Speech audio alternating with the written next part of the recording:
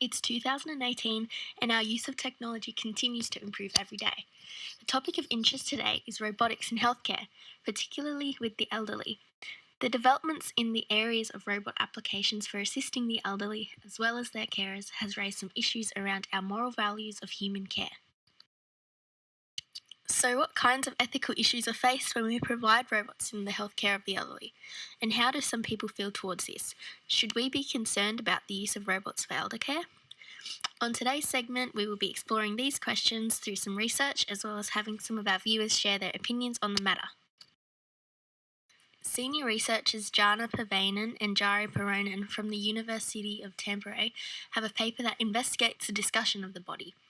Pavainen and Paronen deeply explore the importance of human touch and it being crucial for the elderly's well-being. Embodied interaction is an important element in aiding the elderly. Patients need the human touch and to be seen because it gives off what's called a tactile kinesthetic sensation.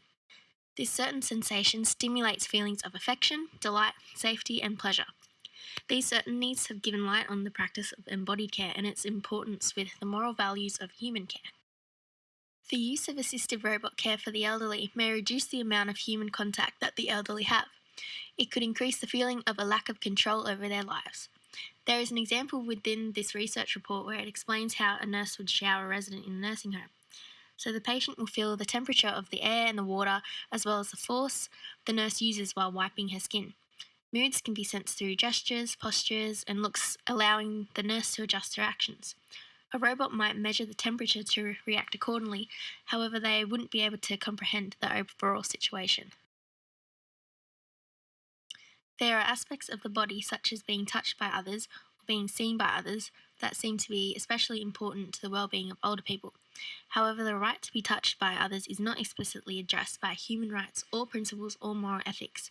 The right to be touched by others has been difficult to discuss in elderly care.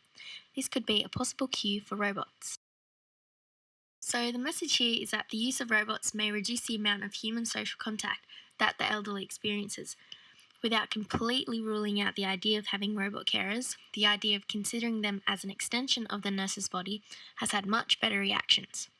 50-year-old Steve shared his thoughts. Yeah, well, I don't think I would mind having an assistive robot to help out my nurse.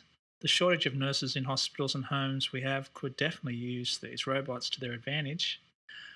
I guess if the assistive robot's main priority is to care for us, then why not?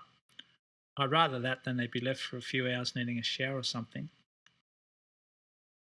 So based on what our viewers had to say, it may be more acceptable to let the robot do more of the labour work, allowing the nurses to focus more on the social interactions with their clients.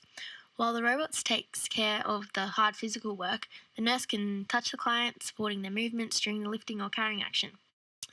It is necessary to understand that robots can take care of some actions, but they are unable to care. Robots do not have to have a negative effect on dignity.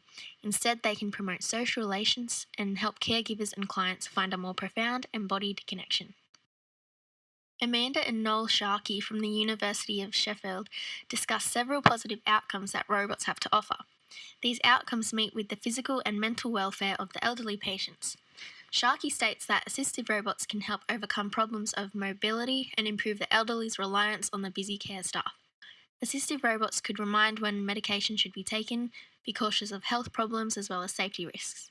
Social interaction could be met through companion robots or enabling virtual visits from friends and family. These benefits might not be all that appealing to some. 18-year-old media and communication student shared her response.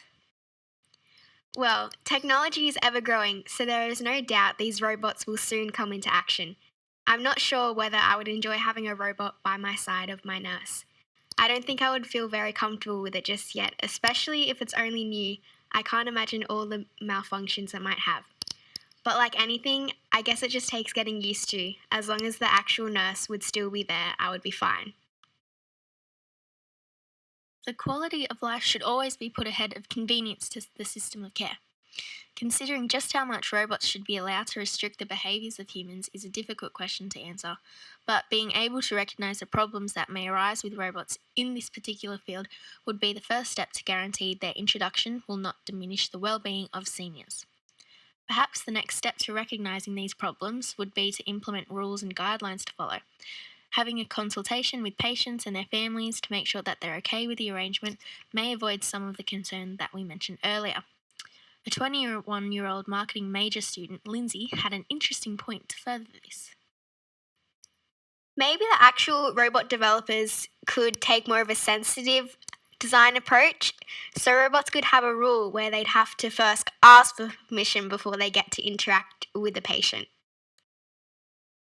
Based on some of our viewers' opinions on the matter, it is evident that there is a considerable difference in attitudes no matter what age you are or experience with technology you have.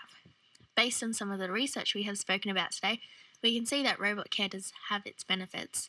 The downsides to robot care can be avoided by being cautious with rules of safety and permission.